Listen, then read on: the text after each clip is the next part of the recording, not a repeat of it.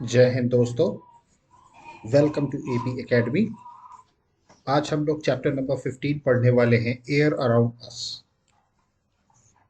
इस चैप्टर में हम लोग देखेंगे कि हमारे आसपास जो भी चीज़ है, एटमॉस्फेयर की बात अगर हम करें तो हर जगह एयर प्रेजेंट।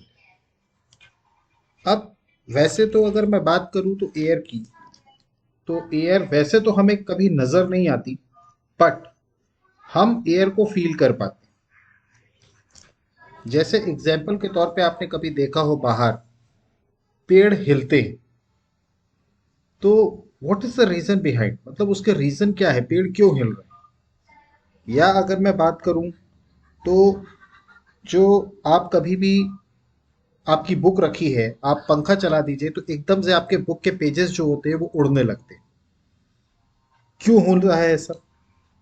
या फिर अगर हम बात करें कि जो हमारे कपड़े, आप कभी सुखाइए, कपड़े सुखाने के लिए आप देखेंगे कि आपके घर पे जब कपड़े रखे जाते होंगे बाहर, तो कपड़े भी कभी कभार मूव करते हैं।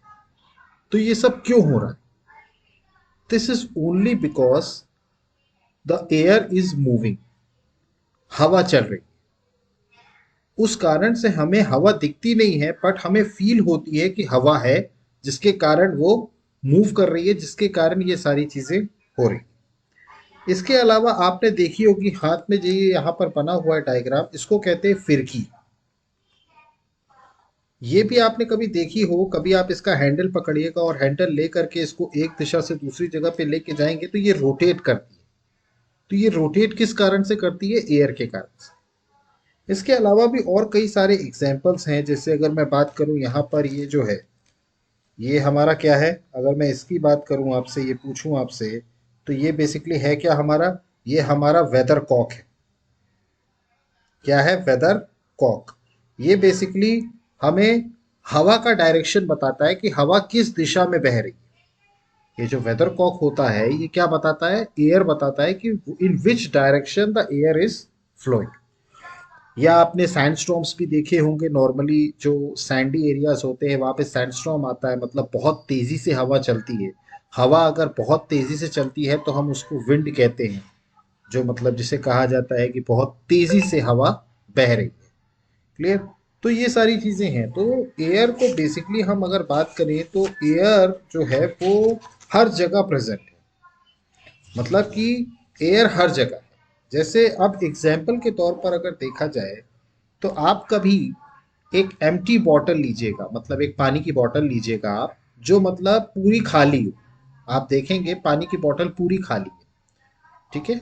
अब ये पानी की बोतल आपने ली और ये बिल्कुल खाली बोतल है। आप कभी इसको एक बकेट लीजिए पानी का, एक पानी का बकेट लीजिए और इसके अंदर इस बोतल को उल्टा ऐसे आप इसको रखिए इस बकेट के अंदर। आप फील करेंगे कि जो पानी है ये इस बकेट के अंदर नहीं घुस रहा, मतलब ये जो हमारी बॉटल है उसके अंदर पानी एंटर नहीं करता। इन्वर्टेड पोजीशन पे अगर इस बॉटल को हम रखते हैं तो जो पानी है इसमें अंदर नहीं गया जाता। What is the reason behind it. जबकि हमने देखा कि इस बॉटल के अंदर हमें कुछ भी नजर नहीं आया, मतलब कुछ भी नहीं था, बट फिर भी अगर हम इसको टिल्ट करके इसको पानी के अंदर डाल रहे हैं, तो ऐसी कौन सी चीज अंदर जिसने स्पेस ऑक्यूपाई किया है जो अलाउ नहीं कर रही कि पानी अंदर भरे। ये बेसिकली इसके अंदर जो है एयर प्रेजेंट। और एयर जो होती है वो भी स्पेस ऑक्यूपाई करती है। अब हो क्या रहा है कि जब आपने उल्टा इस बॉटल को रखा इस पानी के अंदर, भले ही ये पानी के अंदर डिप्ट है, बट इसके अंदर की एयर को जगह नहीं मिल रही है बाहर निकलने की। आपने देखा होगा इसके एयर को अंदर जगह नहीं मिल रही है बाहर निकलने की। इसी कारण से इसके अंदर एयर भरी है, इसी कारण से पानी अंदर नहीं जा पा रहा, क्योंकि जब तक एयर अपना स्पेस नहीं छोड़ेगी तब तक पानी अंदर नहीं जाएगा। लेकिन जैसे ही आप इस बॉटल को टिल्ट करते हैं, आपने कभी बबली साउंड सुना होगा कि मतलब एकदम से बबल अंदर से छूटते हैं। तो वो बबल बेसिकली आए कहां से, वो बेसिकली इस बॉटल के अंदर जो हवा भरी थी ना वो बाहर निकलती। और वो जैसे ही आप उसको टिल्ट करते हैं आप देखते हैं कि पानी जो है वो भर जाता है। तो वो जो बॉटल के अंदर जो हवा होती है वो बाहर निकलती है। या आपको समझ में आ रहा होगा। तो मतलब हवा हर जगह है। हवा जो है, एयर जो है वो हर जगह है, मतलब उस एम्प्टी बॉटल में भी क्या है, हवा है। और अगर हम बात करें तो हमारे चारों तरफ, हम चारों तरफ से एयर से घिरे हुए, हमारे चारों तरफ एयर है।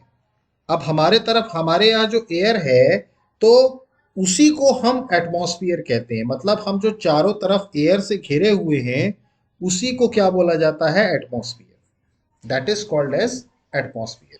तो atmosphere, our earth surrounded by a thin layer of air, हवा के लेयर से घिरा हुआ है हमारी पूरी अर्थ, और इसी को हम क्या बोलते हैं, एटमॉस्फियर। आपने कभी नोटिस किया हो कि हमारे जितने भी माउंटेनियर्स होते हैं, आपने देखा हो जो पहाड़ों पे चढ़ते हैं, जो जो लोग, या अर्थ से ऊपर जाते हैं, पहाड़ों पर चढ़ते हैं वो लोग, वो सब अपने साथ ऑक्सीजन सिलेंडर भी कैरी करते हैं। जितने भी हमारे माउंटेनर्स होते हैं, वो अपने साथ ऑक्सीजन सिलेंडर भी कैरी करते हैं। क्यों? क्योंकि जैसे जैसे वो ऊपर जाते हैं, ऑक्सीजन की मात्रा कम होती जाती है। एंड टू ब्रीद इन, हम लोगों को रेस्पिरेशन के लिए हमें एयर में ऑक्सीजन की हमें ज़रूरत होती है। तो ऑक्सीजन की कमी ना हो ऊपर जाने पर, इसीलिए जो माउंटेनियर्स होते हैं वो अपने साथ ऑक्सीजन सिलेंडर लेके चलते हैं। ये देखिए, ये माउंटेनियर हैं, ये साथ में ऑक्सीजन सिलेंडर लेके चल रहे हैं, और ये मैंने वो बॉटल का एग्जांपल दिया था। आप देखते होंगे जैसे ही बॉटल को आप टिल्ट करें तो ये बबल निकलता है उसमें से। बबल मतलब there is a presence of air. Next, अगर मैं बात करूं कि एयर में एक्चुअली है क्या क्या। एक्चुअली हम समझते हैं कि एयर एक ही कंपोनेंट है, बट एक्चुअल में जो एयर होती है वो एक कंपोनेंट नहीं होता, उसमें वैरायटी ऑफ गैसेस प्रेजेंट होती है। मतलब अगर मैं जैसे अपने एटमॉस्फेरिक एयर की बात करें हम, तो हमारे में क्या सिर्फ एयर में क्या सिर्फ एक ही कॉन्स्टिट्यूएंट है? नहीं, we have got multiple things in air. जैसे अगर मैं बात करूं तो हमारे एयर में नाइट्रोजन है, हमारे एयर में ऑक्सीजन भी है, हमारे एयर में कार्बन डाइऑक्साइड भी है, हमारे एयर में डस्ट भी है, क्लियर, हमारे एयर में स्मोक भी है, और हमारे एयर में वाटर वेपर भी है। ये सब चीजें हमारे एयर में प्रेजेंट होती हैं। डिस्पाइट ऑफ द फैक्ट कि नाइट्रोजन का परसेंटेज सबसे ज्यादा होता है, उसके बाद ऑक्सीजन का होता है, और इन सब का परसेंटेज लेस देन 1% होता है, but it is present in the air. तो एयर बेसिकली मिक्सचर है इन सारी गैसेस का। क्लियर। सबसे पहले अगर हम बात करें वाटर वेपर की, तो वाटर वेपर में आप बहुत अच्छे से जानते हैं, तो जो मिक्सचर होता है उसमें सबसे पहले अगर हम बात करें वाटर वेपर की, तो वाटर वेपर आप अच्छे से जानते हैं। मैंने इससे पहले आपको एक एग्जाम्पल दिया था, आपको याद होगा। अगर आप फ्रिज से एक बॉटल पानी लीजिए और उसे एक गिलास में, स्टील के गिलास में लीजिए, और उसे एक जगह रख दीजिए। कुछ टाइम के बाद आप नोटिस करेंगे कि उस गिलास के आसपास पानी की एक परत बन जाती है। मैंने आपको बताया था इससे पिछली वाली क्लास में। तो ये पानी की परत क्यों बनी, ये वाटर की लेयर क्यों बन गई उसके गिलास के आसपास?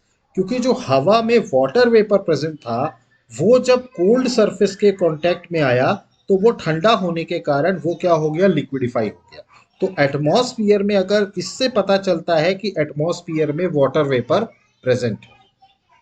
क्लियर हो रहा है आपको ये? क्योंकि आसपास की जो हवा है, आसपास की जो हवा है वो क्या होती है, वो उस गिलास में कांटेक्ट में आई, क्योंकि गिलास के अंदर का पानी ठंडा था। तो जब ठंडा पानी कांटेक्ट में आया, तो जाहिर सी बात है कि उसका जो ठंडा होने के कारण वो क्या हो गया, लिक्विफाई हो गया। आपने कभी नोटिस किया हो कि ठंड के समय, ड्यूरिंग द कोल्ड रीजन्स, आप कभी भी जाइए बाहर रात में, तो आपकी गाड़ियों पे आप देखते होंगे कि ओस पड़ी रहती है। तो वो ओस भी किस कारण से है? Due to the presence of water vapour in the air. तो वो ठंडा होने के कारण फिर क्या होता है, वो वाटर में कन्वर्ट हो जाता है। फिर उसके बाद अगर हम बात करें ऑक्सीजन की, तो बेसिकली हम जो ब्रीद इन करते हैं, हमारे चाहे ह्यूमन बीइंग हो चाहे एनिमल्स हो, तो एनिमल्स जो ब्रीद इन करते हैं वो बेसिकली क्या करते हैं, एयर में ऑक्सीजन, और ब्रीथ आउट क्या करते हैं, कार्बन डाइऑक्साइड। क्लियर। अब ऑक्सीजन की प्रेजेंस एयर में है या नहीं है, इसके लिए एक एग्जाम्पल के तौर पर आप दो कैंडल लीजिए। You will take two candles, आप दो कैंडल लीजिए। ये देखिए यहाँ पर एग्जाम्पल है, यहाँ पर दो कैंडल लिया आपने, दोनों कैंडल्स को जला करके एक टेबल में रख दिया। क्लियर। अब आपने क्या किया, एक कैंडल को यहाँ गिलास से ढक दिया। अब एक कैंडल को आपने क्या किया, गिलास से ढक दिया। ये ग्लास है, ग्लास से क्या कर दिया, ढक दिया। अब कुछ टाइम के बाद आप देख, ग्लास से ढक कि ये कैंडल जिसको आपने ग्लास से ढका हुआ है, ये कुछ टाइम के बाद जलना बंद हो जाएगी, ये बुझ जाएगी कैंडल, और दूसरी वाली जो कैंडल है ये जलती रहेगी। तो ये कैंडल बुझ क्यों गई, what is the reason behind it? भाई आपने दोनों कैंडल जलाई थी, और दोनों कैंडल में एक कैंडल में आपने ये ग्लास रख दिया। तो बेसिकली हुआ क्या कि इस गिलास रखने के कारण ऑक्सीजन की मात्रा कम हो गई है। तो जब तक उसमें ऑक्सीजन था तब तक वो जलती रही, लेकिन जैसे ही ऑक्सीजन खत्म हुआ तो ये क्या हो गया, उसको और ऑक्सीजन मिला नहीं। और ऑक्सीजन की मदद से ही आप किसी चीज को जलाते हो। बर्निंग हमेशा किसी भी चीज की ऑक्सीजन की प्रेजेंस में होती है, ये आपको याद रखना होगा। अगर कहीं पर कोई चीज को आपको बर्न करना है, देन यू नीड ऑक्सीजन। आप जब तक ऑक्सीजन नहीं देंगे तब तक वो चीज बर्न नहीं होगी। क्लियर हो रहा है आपको ये? आपने कभी देखा हो कि हमारे जो व्हीकल्स होते हैं, टू व्हीलर हो या फोर व्हीलर हो, उसमें फ्यूल के साथ साथ एयर की भी जरूरत पड़ती है। एयर की जरूरत वहां पर क्यों पड़ती है, क्योंकि फ्यूल को जिसको आप बर्न करते हो, वो जब तक एटमॉस्फेरिक ऑक्सीजन उसमें प्रेजेंट नहीं होगा वो बर्न नहीं। तो यहाँ पर भी वही चीज होती है कि ऑक्सीजन की कमी के कारण, तो इससे ये पता चलता है कि दिस कंपोनेंट ऑफ एयर, मतलब ये कंपोनेंट ऑक्सीजन जो है, कंपोनेंट एयर का, ये वो कंपोनेंट है जो सपोर्ट करता है बर्निंग को। और जब तक एयर नहीं होगी, सॉरी, एयर में ऑक्सीजन नहीं होगा तब तक बर्निंग नहीं हो सकती। नेक्स्ट अगर मैं बात करूं नाइट्रोजन, तो नाइट्रोजन की प्रेजेंस बेसिकली इस कैसे बताती है कि नाइट्रोजन हमारी एयर में प्रेजेंट है। अब जैसा मैंने आपको यहाँ एग्जांपल दिया कि हमने इस खाली ग्लास से इस कैंडल को बंद किया, तो यहाँ पर ऑक्सीजन की कमी होने की वजह से कैंडल जलना बंद हो गई कुछ टाइम के बाद, लेकिन उसके बाद भी इस ग्लास टम्बलर में हवा प्रेजेंट थी। तो मतलब भले ही ऑक्सीजन नहीं था, तो मतलब वो कौन सी गैस थी, वो बेसिकली कौन सी गैस थी, नाइट्रोजन। हमारा जो कंपोनेंट होता है एयर का, ये जो एयर का जो कंपोनेंट है, उसमें मैक्सिमम परसेंटेज नाइट्रोजन का होता है। ये देखिए, ये जो एयर का कंपोजिशन है, आप ध्यान देंगे, नाइट्रोजन 78%, ऑक्सीजन 21% अप्रोक्सीमेटली, और बाकी ये सारी इनर्ट गैसेस वगैरह, वाटर वेपर वगैरह, ये सब 1% का आता है। तो नाइट्रोजन का प्रेजेंस इसी से है कि भाई वो गैस है कंपोनेंट एयर की जो बर्निंग को सपोर्ट नहीं करती। बर्निंग को सपोर्ट सिर्फ कौन सी गैस करती है, only and only oxygen. Next अगर मैं बात करूं कार्बन डाइऑक्साइड, नेक्स्ट कौन सी है, कार्बन डाइऑक्साइड। अब कार्बन डाइऑक्साइड की प्रेजेंस किस तरीके से आपको पता चलती है? देखिए, आप एक कमरा लीजिए और उस कमरे को चारों तरफ से आप बंद कर दीजिए, और आप वहां पर कोई चीज जला दीजिए। थोड़ी देर के बाद उस कमरे से आपको सफोकेशन महसूस होने लगे। तो वो सफोकेशन क्यों हो रहा है? वो सफोकेशन इसीलिए हो रहा है क्योंकि कोई भी चीज पर जलने के कारण वहां पर कार्बन डाइऑक्साइड की मात्रा बढ़ गई, CO2 की मात्रा बढ़ गई है। आप कभी भी खाली रूम में जाइए, आप कोई भी चीज चारों तरफ से खिड़की दरवाजे सब बंद कर दीजिए, और उसके बाद आप वहां पर कोई चीज जला दीजिए। कुछ टाइम के बाद आप देखेंगे कि उस कमरे के अंदर आपको सफोकेशन महसूस होगा। सफोकेशन क्यों होगा? क्योंकि because there is increase content of carbon dioxide. Carbon dioxide का कंटेंट बहुत ज्यादा हो जाता है, इसी कारण से आपको सफोकेशन महसूस होता है। इसीलिए आप कभी भी देखिएगा जनरल परसेप्शन में भी, अगर कहीं पर आग लगती है तो सबसे पहले बोला जाता है कि भाई सारे खिड़की दरवाजे खोल दो। रीजन क्या है कि जो अंदर जो गैस भरी होती है कार्बन डाइऑक्साइड, जिसके कारण लोग सफोकेट हो जाते हैं, उसको रिलीज करने के लिए एटमॉस्फेयर। तो आई होप कि आपको ये चीज क्लियर होगी। अब इसके अलावा भी अगर मैं बात करूं कि प्लांट्स और एनिमल्स भी कंज्यूम करते हैं ऑक्सीजन को रेस्पिरेशन के थ्रू और कार्बन डाइऑक्साइड प्रोड्यूस करते हैं। अब जैसे हम अगर मैं बात करूं तो हम लोग बाहर क्या निकालते हैं अपनी सांस से? Carbon dioxide. क्लियर है? आई होप कि आपको ये चीज़ें क्लियर हुई होंगी। फिर इसके बाद जो कंपोनेंट हम बात करते हैं तो वो होता है हमारा डस्ट एंड स्मोक। आपने कभी देखा हो डस्ट एंड स्मोक को, अगर आपने नोटिस किया हो तो हमारे एयर में डस्ट भी प्रेजेंट होती है और इसके अलावा हमारे एयर में कई सारा स्मोक भी होता है। अब ये डस्ट आपको कैसे नजर आए, कैसे पता चलता है एटमॉस्फेरिक एयर में डस्ट भी है? कभी भी आप एक ब्राइट सनी डे के दिन एक कमरे में, आप उस कमरे में हर तरफ से अंधेरा कर दीजिए। मतलब कि एक डार्क रूम में चले जाइए, मतलब जहां चारों तरफ अंधेरा है, ठीक है? और वहां पर आप उस तरफ का दरवाजा या उस तरफ की खिड़की आप थोड़ी सी खोल दीजिए जिस तरफ से सूरज की लाइट आ रही है। आप कभी देखिएगा, आप डार्क रूम कर दीजिए पूरा, उसके बाद आप उस दिशा में जहां से सूरज की रोशनी, मतलब जहां से सनलाइट आ रहा है, उसको थोड़ा सा ओपन कर दीजिए, चाहे तो विंडो हो या डोर हो। जैसे यहां पर देखिए ओपन किया, ये देखिए, तो यहां से क्या हो रहा है? सनलाइट आ रही है। तो ये जो बीम ऑफ सनलाइट आती है, तो जब आप इस बीम ऑफ सनलाइट को देखेंगे तो इसमें ऑब्जर्व करेंगे आप कि कुछ टाइनी पार्टिकल्स आपको नजर आएंगे डायमंड शेप। मतलब कुछ चमकीले पदार्थ आपको नजर आएंगे। इस बीम ऑफ लाइट में आपको कुछ चमकीले पदार्थ नजर आएंगे। तो वो बेसिकली जो चमकीले पदार्थ है ना, वही डस्ट है। वही क्या है? डस्ट है। आप खुद से ऑब्जर्व करके देख लीजिएगा भाई। आप लाइए, इस तरीके से बंद कीजिए, अंधेरा कीजिए और फिर सूरज की रोशनी उस पर पड़ने दीजिए। कुछ टाइम के बाद आप नोटिस करेंगे कि उसमें से कुछ चमकीला चमकीला आपको नजर आएगा, खुद नजर आएगा आपको। वो जो बीम ऑफ लाइट है उसमें कुछ ना कुछ आपको चमकीला चमकीला नजर आएगा। तो वो जो चमकीला चमकीला होता है उसी को कहा जाता है डस्ट पार्टिकल्स। तो इसी से पता चलता है कि एयर में सिर्फ और सिर्फ वो नहीं होती, डस्ट पार्टिकल्स भी प्रेजेंट होते हैं। आपने कभी नोटिस किया हो कि जो हमारी नाक है, हमारी जो नोज है, उसके अंदर हेयर्स होते हैं जिसको हम कहते हैं नाक के बाल। ये हेयर्स होने का कारण क्या है? बेसिकली जो नोज होती है, वो जब एयर इनहेल करते हैं, हम ऑक्सीजन इनहेल करते हैं। जाहिर सी बात है, हम ऑक्सीजन कहाँ से इनहेल कर रहे हैं? जो एटमॉस्फेयर में ऑक्सीजन है। भाई एटमॉस्फेयर में जो ऑक्सीजन है उसी को तो हम अंदर ले रहे हैं रेस्पिरेशन के थ्रू। अब ऑक्सीजन के साथ डस्ट भी आती है। ऑक्सीजन के साथ क्या आती है? डस्ट भी आती है। तो जब आप वो डस्ट इनहेल कर लेंगे तो जाहिर सी बात है कि आपकी बॉडी पे कई सारे इफेक्ट्स आएंगे या कई सारे ड्रास्टिक इफेक्ट्स होंगे। तो बेसिकली होता क्या है कि जब आप एटमॉस्फेयर से एयर को अंदर लेते हैं तो ये जो नाक के अंदर के बाल हैं ये फिल्टर का काम करते हैं।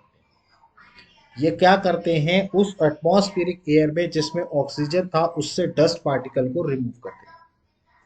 तो इसीलिए नाक के जो बाल होते हैं वो ज़रूरी होते हैं ताकि हमें फ्रेश ऑक्सीजन मिल सके, क्योंकि उसके साथ डस्ट भी आता है और उस डस्ट को यहाँ पर जो नोज में जो बाल होते हैं उससे रिमूव करना होता है। कई बार आपने नोटिस किया होगा कि जब सर्दी हो जाती है हम लोगों को, तो बेसिकली नो नाक जो होती है हमारी वो बंद हो जाती है। तो बंद होती है तो हमें परेशानी होती है क्योंकि हम रेस्पायर नहीं कर पाते, हम सांस नहीं ले पाते। तो उस टाइम पर भी नाक को खोलने के लिए इलाज किया जाता है, डिस्पाइट ऑफ द फैक्ट कि आप सांस को तो मुंह से भी ले सकते हैं, लेकिन आपको मुंह से सांस लेने के लिए मना किया जाता है। मुंह से सांस लेने के लिए मना क्यों किया जाता है? Because of these dust particles. क्योंकि मुंह के अंदर कोई ऐसे बाल या कोई ऐसा फिल्टर सिस्टम नहीं है जो एटमॉस्फेरिक ऑक्सीजन से डस्ट को रिमूव कर सके। इसीलिए मुंह से सांस लेना हानिकारक होता है। इसीलिए हमेशा सांस जो ली जाती है वो नाक से ली जाती है, क्योंकि मुंह से सांस लेना हानिकारक होता है। So this is the only reason behind it कि क्योंकि चूंकि डस्ट पार्टिकल्स प्रेजेंट होते हैं इसीलिए मुंह से सांस नहीं ली जाती, क्योंकि ये हार्मफुल होता है। आई होप कि आपको ये चीज क्लियर होगा। इसके अलावा स्मोक भी हमारे एटमॉस्फेरिक एयर में प्रेजेंट होता है। आपने कभी बाहर आप सड़क पर जाइए तो गाड़ियों के पीछे से जो धुआं निकलता है, गाड़ियों के पीछे से जो धुआं निकलता है उसको स्मोक कहते हैं। उसको क्या बोला जाता है? स्मोक बोला जाता है। तो जाहिर सी बात है कि वो जो गाड़ियों के पीछे से जो धुआं निकल रहा है तो वो बेसिकली एटमॉस्फेयर में ही जा रहा है। तो जाहिर सी बात है कि एटमॉस्फेयर में डस्ट के साथ स्मोक भी होता है। इसके अलावा आपने इंडस्ट्रीज में देखा होगा, इंडस्ट्रियों से भी बहुत ज़्यादा धुआं बाहर निकलता है, लेकिन वो धुआं हमें इफेक्ट नहीं डालता। कारण क्या है कि इंडस्ट्रीज में बड़ी बड़ी चिमनी लगी होती है, तो चिमनी क्या करती है, उस धुएं को ऊपर ही टिल्ट कर देती है। तो इसी कारण से वो धुआं जो होता है, इसीलिए इंडस्ट्री में कई सारे हजार्डियस मेजर्स अपनाए जाते हैं जिससे कि एनवायरनमेंट खराब ना हो। आज की डेट में अगर हम बात करें तो मेन एनवायरमेंटल इशू यही है कि एयर का जो स्मोक है वो दिन प्रतिदिन बढ़ता जा रहा है, और यही प्रॉब्लम क्रिएट कर रहा है। जैसे अभी हाल ही में दिल्ली में प्रॉब्लम हुई थी, तो what is the reason behind कि स्मोक के कारण, ये जो धुआं है उसके कारण उसकी हवा जो हो रही है वो खराब हो रही है। तो इंडस्ट्रीज में होता है, या अपने घरों में भी हम लोग चिमनी लगाते हैं। कई घरों में आपने देखा होगा कि घरों में चिमनी लगी होती है, तो बेसिकली वो क्या होती है, स्मोक को रिमूव करने। तो इस तरीके से अगर देखा जाए तो हमारे एयर के अंदर कई सारे कंपोनेंट्स प्रेजेंट होते हैं। हमारे एयर के अंदर नाइट्रोजन भी होता है, हमारे एयर के अंदर ऑक्सीजन भी होता है, हमारे एयर के अंदर कार्बन डाइऑक्साइड भी होता है, इनर्ट गैसेस भी होती है, वाटर वेपर भी होता है, स्मोक भी होता है और डस्ट भी होता है। Means our air contains a lot of components. Clear हो रहा है आपको ये चीज़? तो यहाँ पर आकर के हमारा कंपोजिशन खत्म होता है एयर का। इसके बाद हम देखते हैं कि जो हमारे एनिमल्स, अगर मैं बात करूँ तो हमारे जो एनिमल्स होते हैं या जो प्लांट्स होते हैं, अभी तक तो हमने एटमॉस्फेरिक एयर की बात कर ली, मतलब ऐसी एयर जो लैंड में है। ठीक है। अब यहाँ पर अगर मैं बात करूँ उन एनिमल्स की या उन प्लांट्स की जो पानी में रहते हैं, जो पानी में रहते हैं या जो मिट्टी के अंदर रहते हैं, सॉइल जिसे कहते हैं हम, मिट्टी के अंदर जो रहते हैं, उनको एयर कहाँ से मिलती है? क्योंकि हमने जितनी भी एयर की अभी बात करी वो तो लैंड में है, लेकिन जो जानवर या पेड़ पानी के अंदर रहते हैं, या वो जानवर या पेड़ जो धरती के नीचे रहते हैं, मतलब मिट्टी के नीचे रहते हैं, तो उनको एयर कहाँ से मिलती है? तो बेसिकली अब हमें यहाँ पर ऑब्जर्व करना है कि उसके अंदर भी एयर है या नहीं। मतलब जैसे अगर मैं वाटर की बात करूँ तो वाटर के अंदर एयर है या नहीं है, क्योंकि जाहिर सी बात है एयर होगी, क्योंकि एयर है तभी तो वाटर के अंदर जो मछलियां हैं वो जिंदा हैं। मछलियां जिंदा कैसे हैं? भाई एयर कुछ ना कुछ तो होगा, क्योंकि मछलियों को भी ऑक्सीजन चाहिए।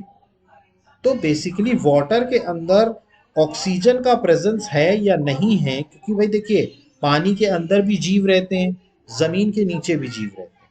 तो हमें ये देखना है कि पानी में और जमीन में ऑक्सीजन अवेलेबल है या नहीं है। तो सबसे पहले अगर मैं बात करूं, how does oxygen available to animals and plants living in water and soil, मतलब जो पानी में या जो जमीन के नीचे रहते हैं उनको ऑक्सीजन कहाँ से मिलता है? तो इसमें अगर आप ऑब्जर्व करें तो आप एक पतीला लीजिए और पतीले में आप पानी डालिए और पानी को फिर गर्म करना स्टार्ट कीजिए।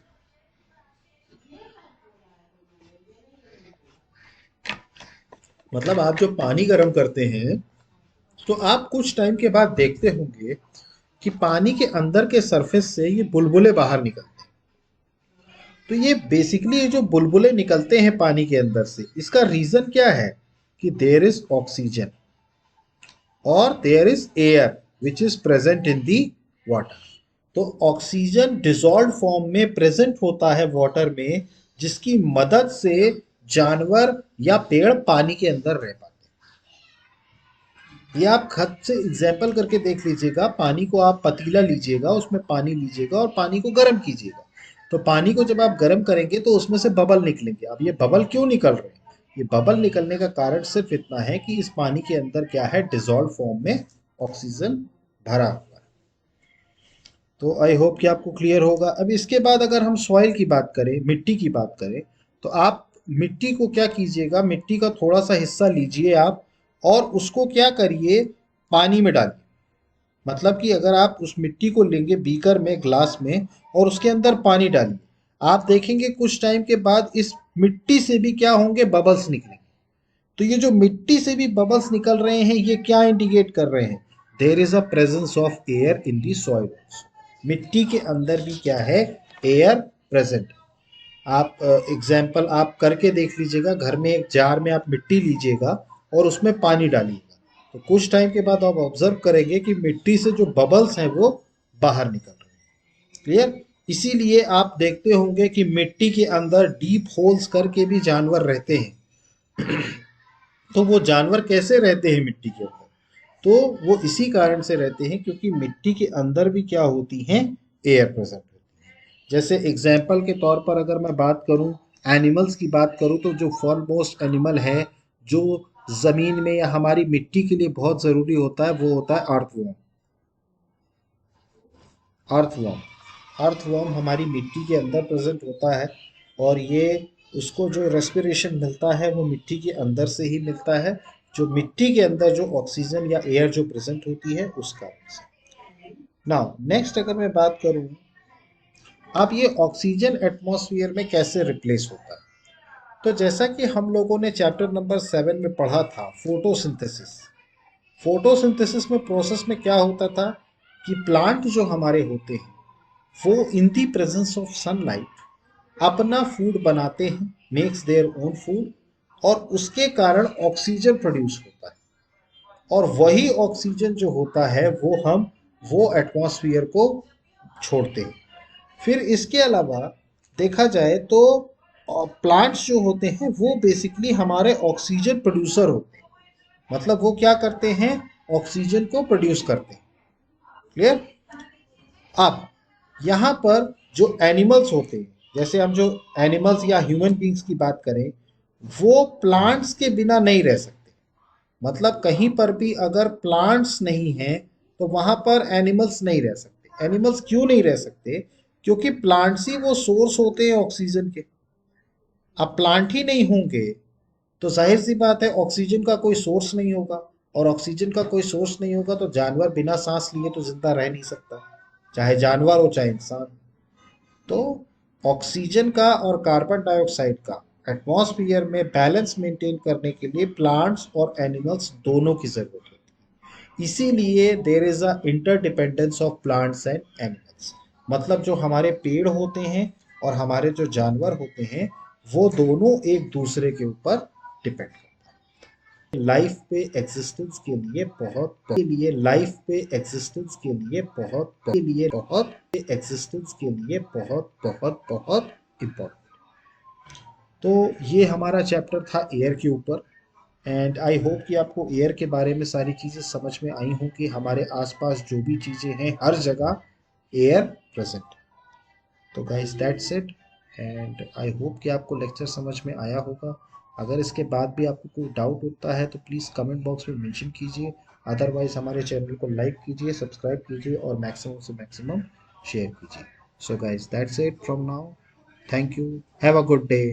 जय हिंद, नमस्कार।